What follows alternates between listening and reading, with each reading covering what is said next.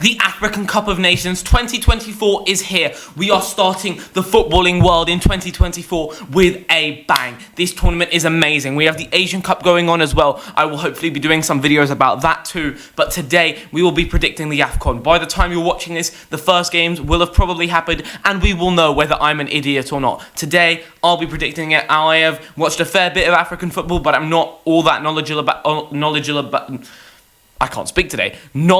about it. So let's just get into it. Today's going to be just the group stage predictions, predicting who will finish where at this unbelievable tournament. Last time we had some incredible stories of the Salah Mane penalty shootout in the final. We had some shocks like Ghana and Algeria getting eliminated in the group stage. We had some teams get very lucky like Cameroon with the run that they got to the tournament semi-finals or what it was. But today, we are just going to be going through all the groups at this tournament is in the Ivory Coast. And that is why we're going to start off in Group A with the hosts in it. It's the Ivory Coast, it's Guinea-Bissau, it's Equatorial Guinea, and it is Nigeria. And I think that this one is fairly simple in terms of who's going to top this group. I think the Ivorians are going to finish top with the home advantage, with the amount of excellent players that they have, like genuinely unbelievable players. A centre-back partnership of Ousmane Diamonde and Evan Ndika. You've got Odilon Kusunu, who's also an option. You've got Seko Fofana, Ibrahim Sangare, and then going forward, Jeremy Boga, I think his name is, and Jonathan Bamba as well. Like, it's a great team. And they've got a striker, I think his name's Kraso, from the Red Star Belgrade. Also, he's scored a fair few goals. I feel like this is going to be a very, very good team and a potential winner of this competition as well. I think that they can go far, along with their home atmosphere. They can do bits at this tournament. Now, second place, I've gone for a bit of a shock to some people. I've actually gone with Equatorial Guinea. Now, most people would expect Nigeria to be 100% top two, and people who don't watch much African football would put Nigeria as one of those favourites to go all the way and potentially even win the competition, and I'm telling you that is obscene. Let's start off with Equatorial Guinea first. They are not a very well-known side, right? That is the first thing that we need to know. There's not many players playing in Europe in the Equatorial Guinea squad, right? Yes, they've got a few in that, but it's really like from lower league clubs, right, that you've got to think about. So why are they going to finish in second place in this group? That is the question that you may be asking. If you have seen their record in recent matches, you will know that they are unbelievable at grinding out results. They've beat Tunisia in recent times, and it's been a long while since they last lost a game, right? So they could be a shock to someone because most people just look at the big names of the clubs, and the clubs that they play for. But African football and the African Cup of Nations is also about tactically how good they are, how you can mastermind, and how good your manager is, right? Equatorial Guinea's manager, Juan Micha, don't know much about him, don't know where he's managed, but one thing I do know is what's happened with the Nigeria manager, Jose Peseiro. Now, this guy's record as a manager, slightly fraudulent in terms of the things that he's done. He's been all over the place, but he has never really done much. And the squad that he has at his disposal is absolutely brilliant. I think that Victor Osimhen is just a pearl of a player. I think he's absolutely unbelievable. If you like the likes of Samuel Chukwueze, right? Start to life at Milan, not the greatest, but oh my God, oh boy, his talent is incredible, right? So he's there as well. Ademola Lookman at Atalanta having a great season himself in the Serie A. So you think a manager doesn't really matter. They can just put the best players on the pitch and they'll do it for him. That is not what this tournament is about. And I believe that Nigeria, with the record that they have, with the games that they've recently played, they lost to Guinea, they drew to Lesotho, they drew to Zimbabwe. These teams aren't even in the tournament, right? They got battered by Portugal, they lost to Guinea-Bissau, they lost to Costa Rica, they lost to Algeria. They're not doing it. And their FIFA ranking of 42nd in the world is absolutely fraudulent. And we shouldn't just look at that and the amount of players that they have, because that's not what this is about. And I think that Nigeria are potentially a team to go out early. I feel like they'll get through the groups in third as a lucky loser, but maybe around the 16 exit knocking on the door for the Nigerians. And I really hope that this is not the case. I really like the Super Eagles. I like their team. I like them as a country. They bring a very good vibe with them. But I just have to be realistic here, and I just think there's more pressure on them than someone like an Equatorial Guinea. And fourth, I have Guinea-Bissau. They are ranked 103rd in the world. I don't know much about them, apart from the fact that their record recently has not been too bad, but they're realistically I've had enough hot takes in this group already. I'm not gonna say Guinea-Bissau is gonna make it through, but there's more hot takes to come. Group B, and I have gone for Mo Salah to carry Egypt. Actually, not carry Egypt, because that's not how Egypt play. Egypt do not just give it to the best players. They are going to finish first in this group. I believe in the Pharaohs. They were very close to winning it last time, playing the most boring football ever, but grinding out the results. And that is what I expect them to do again. They've just got a very nice foundation, right? They can just play the simple style. Rui Vitória as a manager, he's extremely solid. He's been to places before. So I think tactically they'll be fine and they'll top this group. In second, I have gone for the Ghanaians, which is my team that I am supporting for this African Cup of Nations. Come on, the Black Stars. That is what I'm going to be saying watching these games. But I can't lie when I'm going to tell you this. I'm not too optimistic about where Ghana are going to get to, because they play hero ball. And as I've said, hero ball doesn't work. If you do not know what hero ball is, it's basically lumping it up to your best attackers, like your famous world-class or whatever attackers, and hoping that they beat 5 men and then bang it in. That is what they do with Mohamed Kudus.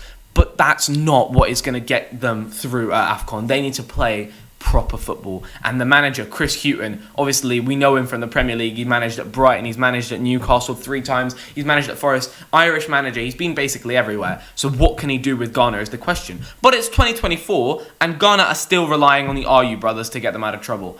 That's all you need to know realistically, right? And yes, they've got good players playing, like most of them, if not all of them, playing in Europe in some good clubs, in good leagues.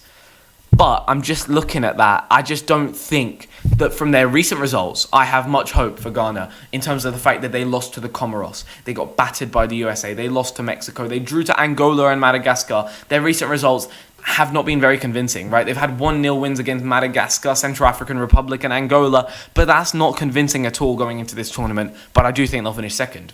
Third, I've gone for Cape Verde.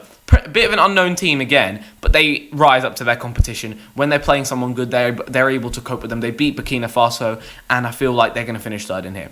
And fourth, I've gone for Mozambique. 111th in the rankings. Somehow they made it to this tournament, and fair play to them for getting there, but I'm sorry, the adventure ends here, to be honest. I don't think they get past the groups. However, it's African Cup of Nations, and anything can happen. So I would not be that surprised if Mozambique did a madness and won their opening match day against Egypt. Yeah. Group C, this is Cameroon, Gambia, Guinea and Senegal. And I'm starting it off in first place with the reigning champions, the Senegalese. Just because Sadio Mane, Kalidou Koulibaly, Edouard Mendy, whoever you want to put in there, just because they're in Saudi does not mean they're bad. They are very, very good players still. And Senegal, under a great manager, Aliou Cissé, I think is a great manager. This is his 4th major tournament at the Senegalese manager role. I think the players respect him. I think he's a good manager. And I think that Senegal will top this group. In second, I have gone for a bit of a shock to some of you. I have gone for Guinea. They are ranked 80th in the world, right? And if you look at Cameroon, who they're up against, almost 40 places above them. However, I have gone with Guinea. Now, the only issue here is the fact that Serhou Guirassy is injured and might not come back until like Guinea, if they make it to like a quarter or a semi-final or something like that. But they have they're another team that play nice tactical football. They beat Nigeria in a friendly extremely recently. They lost to Brazil, fine. Only 2-1 loss to Egypt. They've had some good results there. Not extremely convincing, but good enough. And if we compare that to Cameroon, who have much more expectation on them, got the easiest draw of the tournament last time round at their home stadium, and they still couldn't do anything. And Rigobert Song is the manager of Cameroon, man. Incredible player. We're not going to take anything away from his playing career, right? But as a manager, man, yeah, the less said the better, to be honest. Like, he hasn't done amazingly well for the Cameroonians. And, yeah, they've got a good side, right? They have got a good side, but I think Cameroon will only go as far as Vincent Aboubakar will take them. I think he's a monster for this team. And Frank Zambo-Anguissa, I think he's brilliant. But man, their recent results, draws to Libya, Zambia, losses to Russia, Senegal, right? They haven't been convincing, and I don't see Cameroon getting anything better than third. I've got them in third, and they are another team, a huge nation and stuff like that. They've got expectation on them, and I think that they could be a potential early go-out flop. And fourth, I've gone for Gambia. Look, I think they're the lowest ranked team in the entire tournament, ranked 126th in the world. But that's fine. They managed to get here. They're going to enjoy the party atmosphere. They've been put in what I think is the group of death. they'll finish fourth and fine. Group D, Algeria, Angola, Burkina Faso, Mauritania. And I think Algeria will top this group. They are on a redemption arc after finishing fourth at the last AFCON, not making the World Cup and anything. I think that they're on a redemption arc because people don't have as many expectations of them now as they did before. Riyad Mahrez is still a baller, and they've got players playing, right, Ismail Benacer, playing for AC Milan. Watch out for him. Houssem Aouar, right, if you think about how good he is and how good he was as a wonder kid, hyped up, right? Then you've got your Islam Slimani, right, your veterans. Slimani is 35 years of age now, so maybe he could still get on the pitch and do something. But someone like Amin Gouiri, who, yes, he is injured to start the tournament off, but could come back, having a very good season at Rennes, I think, in Ligue 1. Second, I've gone for Burkina Faso. Now, again, the only well-known player I would say they have is Edmund Tapsoba and also Dango Ouattara at Bournemouth. But their recent results have been solid, man. They have been solid. They've only lost 1-0 to Morocco, right, which was, I'd say, a very good result. And recently, right, they beat Congo. And in this group, I feel like this is a group of life. I don't think we have that many amazing teams. Angola are ranked 117th in the world, and they have mastered the 0-0, right? They're another team that they're going to keep games tight. They are very, if you're looking at their fixture list, result list, so many 0-0s and 1-1s, they're going to try and keep games tight, and I think that they will finish third. And Mauritania, they have been more convincing. If you look at their fixture results, it's a little bit opposite. They either win 3-0 or lose 3-0.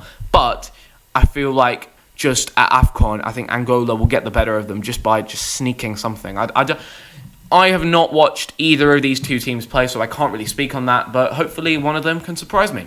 Group E, Mali, Namibia, South Africa, Tunisia. First will be the Tunisians. As we spoke about Egypt, keeping it very close and just defending, backs against the wall, ugly football, but getting the job done. That is the Tunisians personified.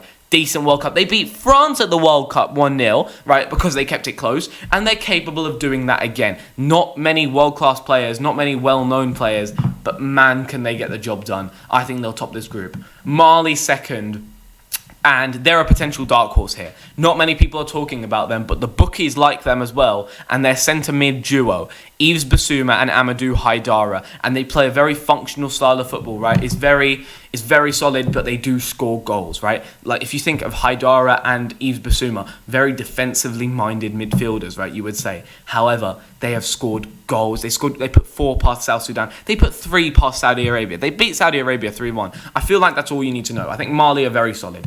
And South Africa, Bafana are finishing third with Namibia in fourth. South Africa, I'm not going to say they're back, but they're on the way up.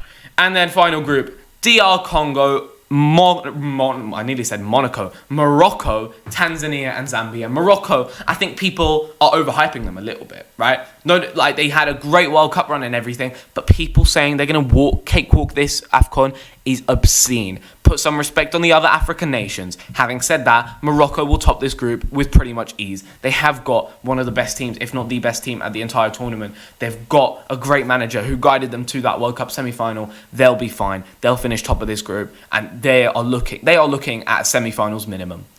Second place, this is a toss-up, but I have gone for Zambia. Now, the most famous player is Patson Daka, probably, is what I would say.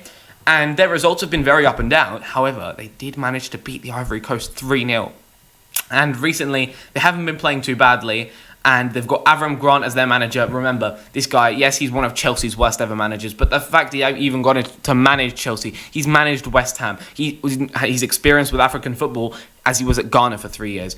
I think that this guy will take them through in second. And I think DR Congo will finish third. And then Tanzania fourth. Those are my African Cup of Nations group stage predictions. Thank you so much for watching till the end, and subscribe to the channel, and I will see you guys soon.